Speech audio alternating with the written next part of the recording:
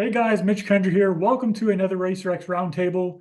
We're talking about the SMX Next Supercross Futures SMX Next Championship that just took place in Pittsburgh. We have a champion that was crowned. It was a winners take all that situation. They don't really have championship points, so whoever won the main event in the final race was a champion, and that was Alex Fedortsov, from ClubMX.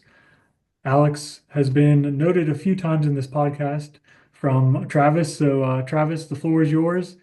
Hype up your guy, Alex, man. He finally got it done. Yeah, man, he rode awesome. I mean, got a good start. I don't know if he actually got the whole shot, but yeah, by the second lane is in the lead and honestly just controlled the race, like rode flawless.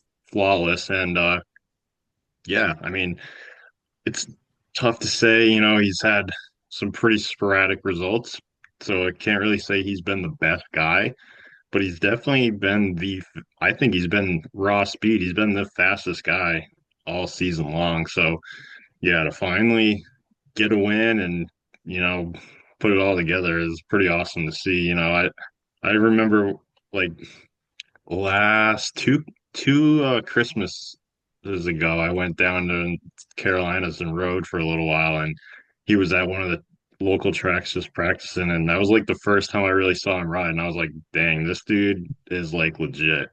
And then yeah, sure enough, had some flashes last year, and now this year he's like kind of the guy right now. So it's pretty cool to see. You mentioned the results. Obviously, we talked about the Daytona. He had the flat tire. The Birmingham, the next race after that, it looked like the Moto gods were going to give him redemption. Then he crashed out of the lead there late in the race. Then his teammate crashed out of the lead. That was the, hot potato of who was leading that race. But you mentioned the sporadic results. We got fifth in Glendale, the first race of the year. That was kind of a sneaky finish. I don't really even think he was on the broadcast at all. Boom, he's inside the top five. So that was pretty solid. And then since then, it was 22nd in Daytona, 17th in Birmingham, 19th in the mud in Foxborough, and then he gets the win in the finale. Um, Cody, you and I were in the press conference. We saw he threw his goggles afterwards, like he was pumped, and he did not downplay this. What was some of the feedback he was saying in the press conference, or what did you think from his big win? He was just super emotional and excuse me. He just was over the moon, I think. He couldn't stop saying how just pumped he was about it and finally how he felt comfortable and everything was clicking for him, which he looked smooth all day.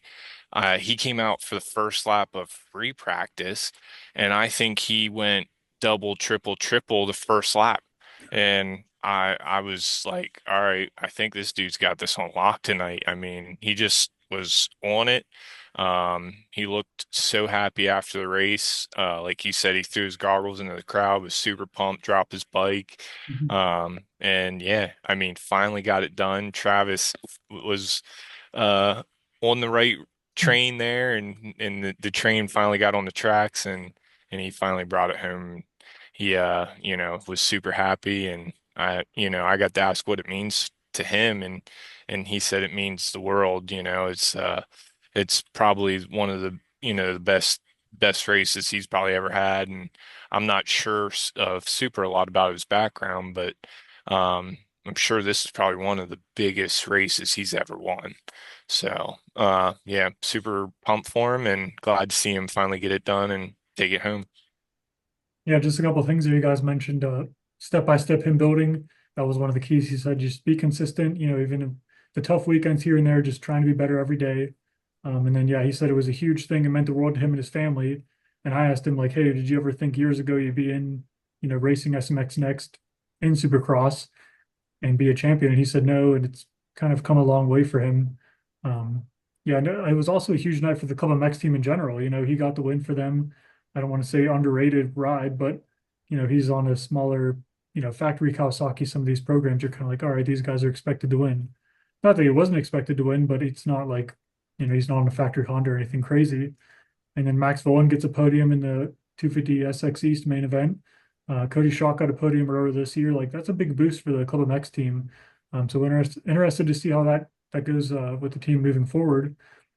But yeah, just a little bit more on the race. It was an exciting race. I think there's a little bit more battling. I think that's one of the things we had talked about was, hey, can we get a little bit more like rider, kind of back and forth, a little battling. we had a good battle there for second early on. I think it was Justin Turner, right, was leading, or excuse me, Alex was leading. Justin Turner was in second, and then Landon Gordon was kind of right on his butt, and Turner made a mistake, and that was the battle for second. Then Enzo Timberman joined the battle up there. Clark Robbins got in there. Turner, once he got back up, he was battling with Landon Gibson. I saw at one point Landon Gibson made a 2-for-1 pass, I think, on both of those guys, which was pretty sneaky. So yeah, Alex got the win. Landon Gordon came second. Enzo Temmerman, excuse me, rounded out the podium. Landon Gibson fourth. Clark Robbins fifth. Those guys were a little bit quieter, I guess. You know, last couple weeks we didn't see them land on the podium, but those guys, we've talked about them, their speed and their abilities. So pretty solid rides for those guys.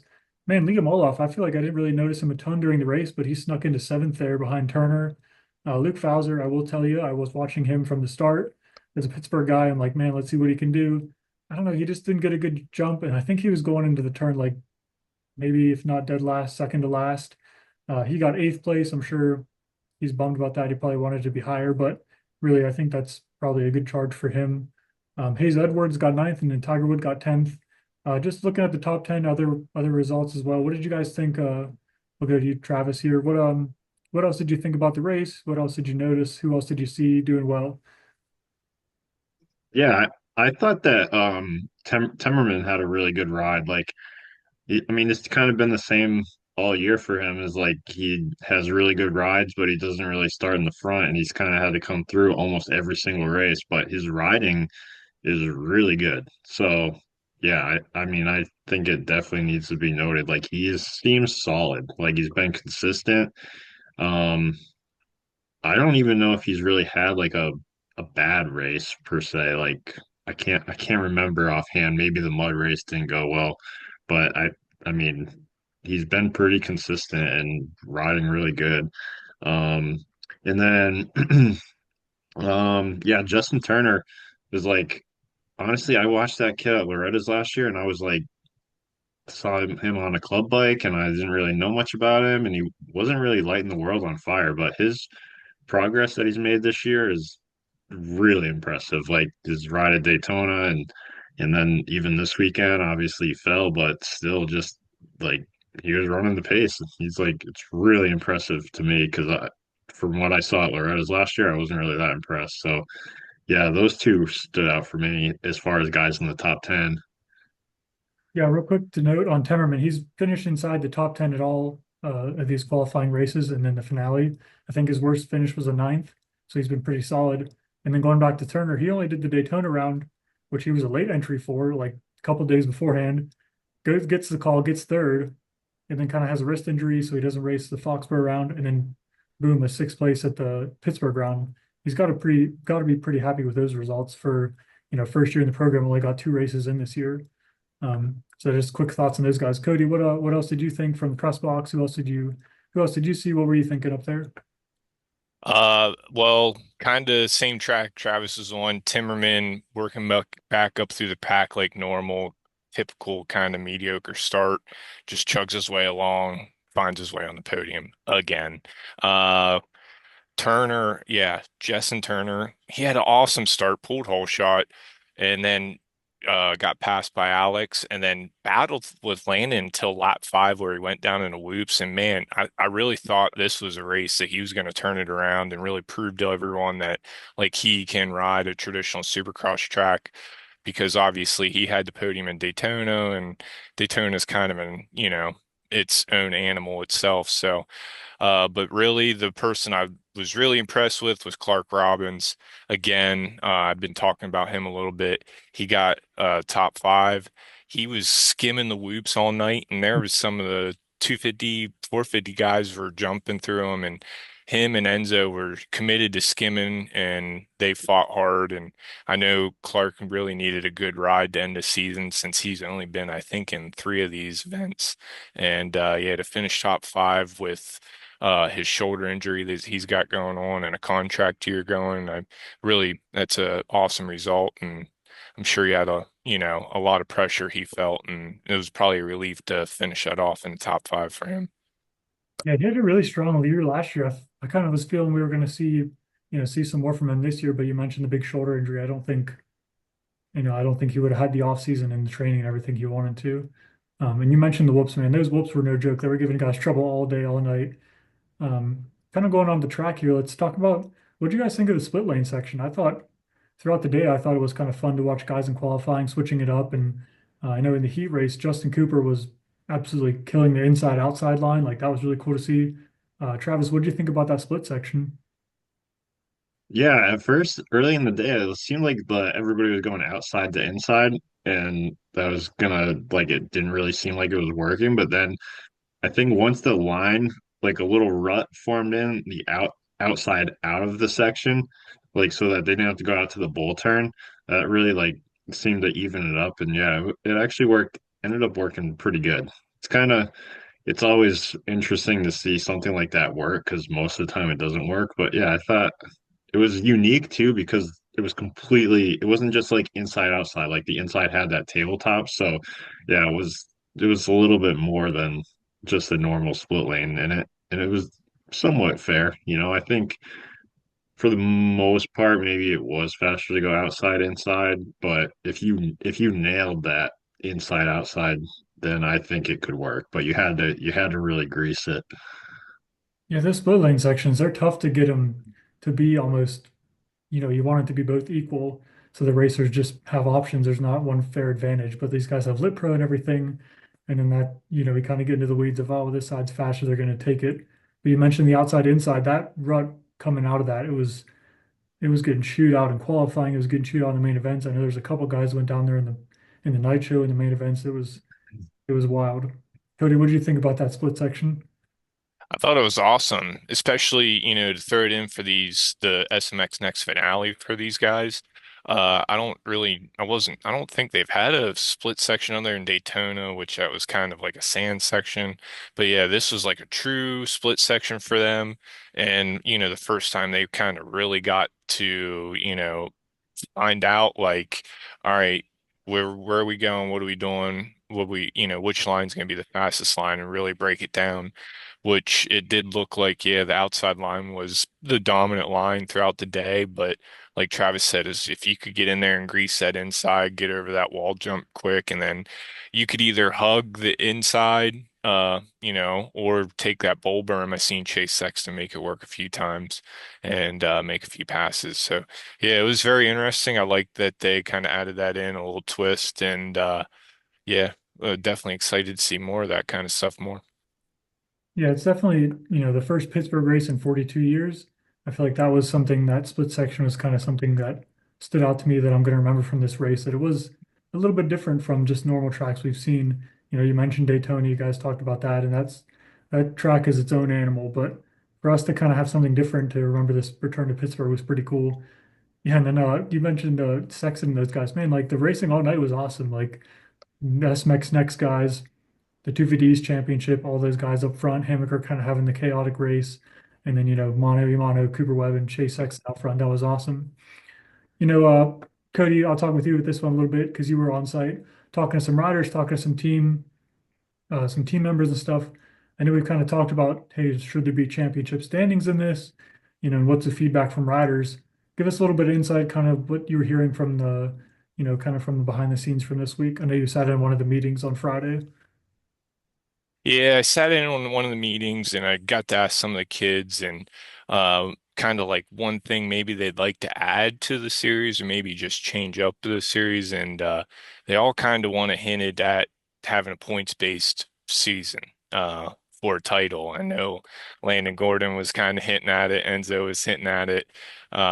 Obviously, they had great seasons themselves, but I think, the kids really want to ch have a title to chase instead of having a winner takes all race and kind of having that pressure build up to where since they only get one 8 minute main event, at least they'll have a season to if they have a bad race, like I know Fedortsov, I mean, he wouldn't have won the championship if he was in a championship chase because of his poor results in the first few rounds. But yeah, if these guys had something to chase like that and kind of help them make up some for the bad rounds they have, it would be nice. And yeah, I know some of the team members we talked to, they were kind of on the fence about it just because of, some obviously cost issues and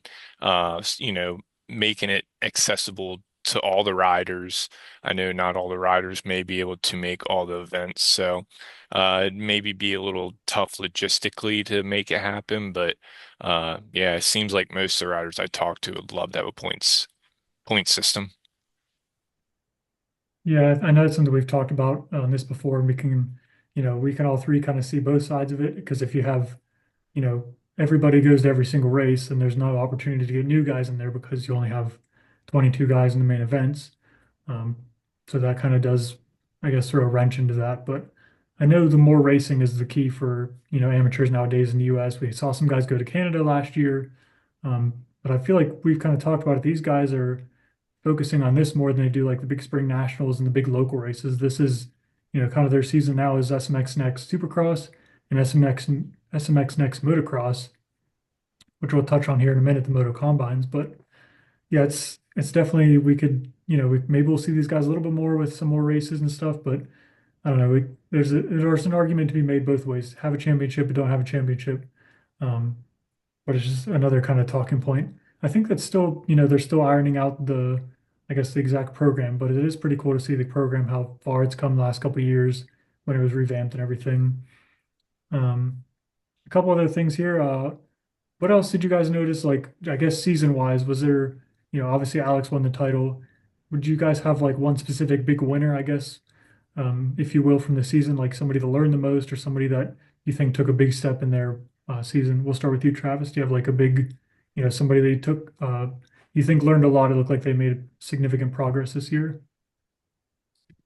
Um, well, as far as like winners of the season, I mean, Alex is an obvious one, but I think also Enzo Temmerman is like a good one too because he's coming off an injury. He kind of hasn't had the results in the last couple of years that um I think people maybe expect from somebody with a team green ride and whatnot. And I think he really he really proved like that he's legit. I was really impressed because yeah, he just hasn't really put in solid results that I've seen, and he was one of the most solid kids out there. As far as progress throughout the year, because Enzo was good at like round one.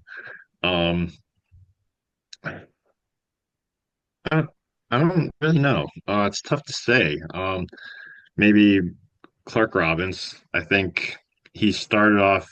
I mean, he's kind of been around the same all year, but around that flirting with the top five area. But I think his riding and he was more in the mix later in the season than he was early in the season. So maybe him a little bit. But yeah, I think Enzo and Alex are like the real winners of the season, honestly. What about you, Cody? Well, I like Landon Gordon, obviously. He's got two wins, and then he was on the podium for another two events. I mean, uh, uh, he he kind of got, I don't want to say waxed, but I mean, he was getting beat by Caden Dudney pretty handily at Loretta's, then at Minio's, and it looked like he was struggling a little bit. And now I know, Mitchie, you did get to talk to him about him working with Lil Hahn, but I I think he was a real winner. He progressed so much. He learned a lot and he made the most out of the situation, but I'm very interested to see kind of where he's going to head next. Yeah, you mentioned in the press conference, we kind of talked to these guys. Hey, did you have any different approach to this race? Because it's a championship final race. And if I'm not mistaken, all three, Alex, Landon, and Enzo all said, it's pretty much the same thing as normal, just they kind of just decided, or they just handed the trophy out at this one. There was no big pressure or anything like that. I did say A Landon was going to do well, and Landon got second. A Landon got second, so I'll take that as a win. But yeah, I did. I know because, like I said, I mentioned or you mentioned Wilhan, excuse me. I saw them at the test track working in Kawasaki last year in January. Will Hahn was working with both Revin and Landon Gordon, and I'm not saying it was terrible, but these guys had a lot of learning to do. They were both, I guess, rookies in the SMX Next program last year, and they're pretty young, pretty new onto the 250F as well. So I could definitely see that they needed some improvement. And then boom, Landon Gordon came out this year and Revin turned pro. Like we definitely saw that, a year of progress made with those guys. And you mentioned Will Hahn. I don't think I'm breaking any news here, but it sounds like Will is going to be returning to the pro paddock. I know he was working as a trainer for a couple of years, I think the last 2 years or so, kind of training guys on the bike and stuff. Not with a specific team, but it does sound like he is going to be back with Monster Energy Star Yamaha Racing, kind of as a team manager role slash coaching role, riding coaching role of some sort. I don't know exactly what that looks like, but that's what Steve Mathis has been reporting here for a couple of weeks now. So I did ask Landon, hey, he's such a big part of your program that saw you do well. And he said, yeah, we're going to there's going to be some changes to the program. We're just going to have to roll with it.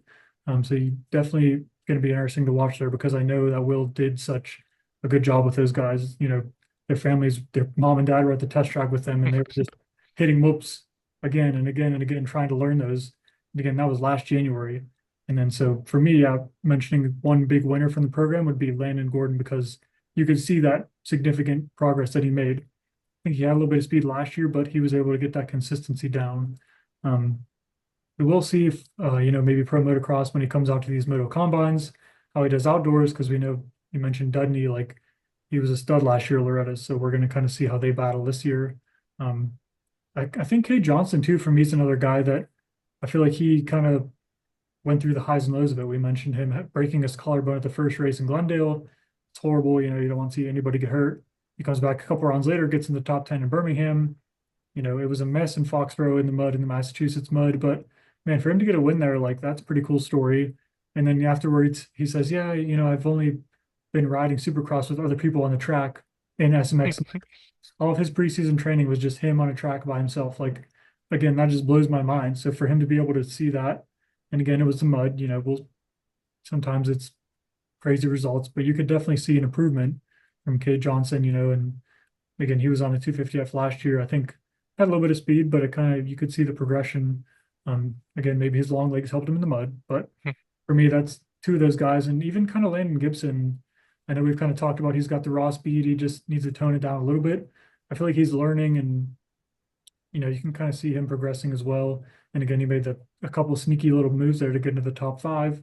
He's been training with Justin Barsha and Alden Baker down at the Baker's factory, like RJ Hampshire, all these guys. I feel like he's going to really come out swinging here next year. Again, he's still super young, like just turned 16, like, back in, I guess, a month ago in March. I think he's going to be one of these guys next year that is like, okay, Landon Gibson is like one of the guys to beat. So just some closing thoughts here. Do you guys have any other things you want to talk about in this? We'll kind of touch on the SMX Next Motocross Moto Combines here in a minute. But any closing thoughts here on the Pittsburgh race, the results, the season, anything else you guys would like to add? Cody?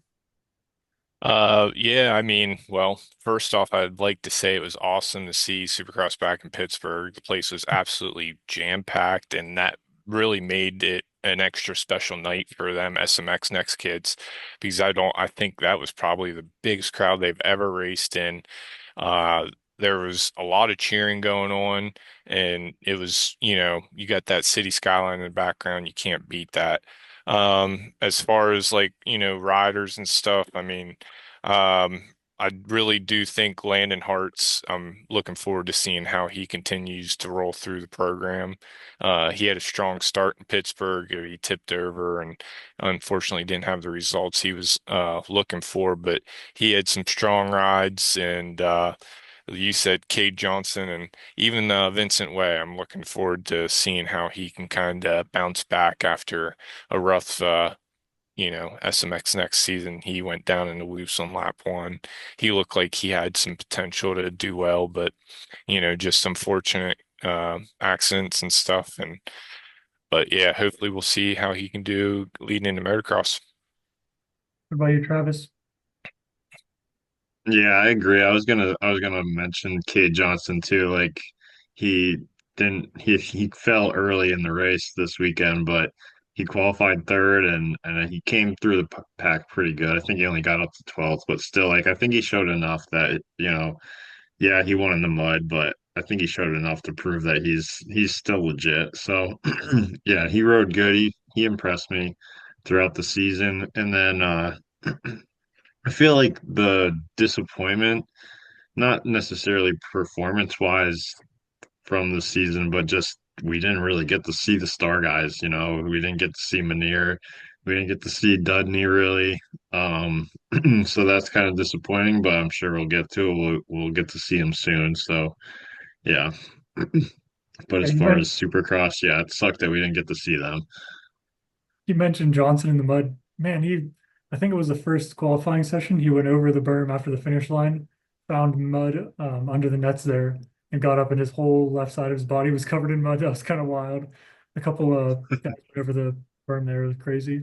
I think Cody, real quick, you nailed it on the huge crowd in Pittsburgh and the return to the city. I know that when they made the SMX Next championship finale in Pittsburgh, that was like, hey, let's have these guys have their own race so they don't get caught up in, this championship battle with the 450s guys at Salt Lake City. And now we're going to have 250 East guys. Somebody's going to celebrate there between those three. And who knows, more than likely, Deegan's going to be celebrating there as well. So for those guys to have their own separate race and have a huge, like that place was as packed as I've seen it for Steelers games. So that was a huge crowd turnout. So yeah, definitely a fun season. Lots of guys, new faces in the program, which was fun. New guys to talk about, new guys joining the program, new guys kind of making a name for themselves. That was a lot of fun. And let's just touch real quick on the upcoming Moto Combines. We're going to see this summer in Pro Motocross. And again, these will be raced on Fridays at 3 of the rounds this year. So we'll have a Hangtown round, we'll have a Redbud round, we'll have an Ironman round. And again, there's no point standings for that. They will calculate the overall finisher, the overall winner of the day, and we'll have an overall podium, but there's no point standings and there's not even a number one plate given out. And I think this is more of sometimes we'll see guys overlap, but sometimes, for the most part, we may have a whole new batch of top 10 finishers between these couple races, which again, hopefully some guys will kind of overlap and we'll be able to, get an eye test on some guys versus the other. And man, you guys mentioned the star guys. Hopefully we see those guys because yeah, Dudney, like he was so good outdoors at Loretta's last year, like fastest lap, won I think what 5 out of his 6 motos, if not, I can't remember if he won 6 out of 6. Like he had a pretty dominating week. Caden Manier, he's kind of hyped up guy. We're gonna see some of these younger guys too coming up to the 250F for the first time, and they're gonna get to race pro level tracks. With national prep, that's a big difference. I'm sure you know that, Travis. Like you were riding Southwick this weekend. I'm sure that track is different what you're riding in now, but also like a Friday versus, a Friday, a pro day versus any other Friday at Southwick. It's got to be a completely different prep, right? Oh yeah, it's completely different. It's really hard to go to a local track on a Wednesday and prepare for it. Go to a public track, I should say. I guess if you have the ability to go to prep it, your own way. But yeah, the average person has no idea what it's like to ride nationally prep track. It's just yeah, it's its own animal really. So yeah, it's a great opportunity for these kids to learn, certain skills that they might honestly completely ignore riding their local track. But yeah, so in that way it's a great opportunity. I know for myself, like in New England, we didn't really get to ride anything like, Mhm. go to Unadilla National and it's like, oh my God, what is this? So yeah, it's a big wake up call. And I think it's good too, because, you get to see in the Supercross side, Supercross is kind of starting to be the priority for the teams and everything, but it doesn't really show like what the nationals will show, that the motocross series will show like what, these kids work ethic a little bit more, who's in shape, who's a little bit more mentally strong and stuff. So I think at this point in the career, like the SMX Next, you kind of need both to really look at who's going to be a good pro. That's a good point. There's definitely going to be some guys that are out there thinking they're in good shape, and then 20 minutes into the moto, or I guess 15 minutes into the moto, you're going to be like, oh wow, I'm not quite in the shape I want to be in. So It's definitely going to be Yeah. interesting to see who's got, as they say, that dog in them under the Moto Combine. So yeah, I think that's it. Any last closing thoughts, guys, here before we wrap this one up? I'm just excited to head into motocross season. I'm excited, like you were saying, love to see the Star Boys get back on the track. I can't wait to see how Dudney and Manier do. I can't wait to see possibly some new young faces in the Moto Combine season. But yeah, we'll see how all these guys take it in the summer and beat the heat. All right, guys. Well, thanks for tuning in for this SMX Next roundtable. We'll get you guys caught up to speed here when the Moto Combines come rolling into town here in May and June and July for Motocross. So thanks for checking us out. Stay tuned for more coverage.